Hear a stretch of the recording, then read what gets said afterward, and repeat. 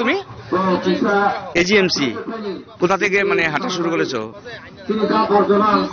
হ্যাঁ হ্যাঁ, বিশ্রামগঞ্জ বিউসি থেকে।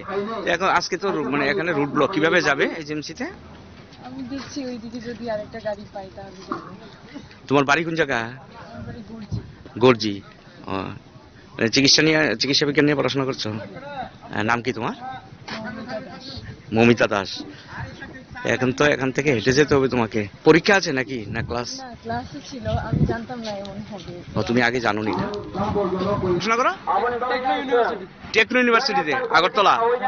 তুই জানোনি আগে স্ট্রাইক? কোথায় বাড়ি?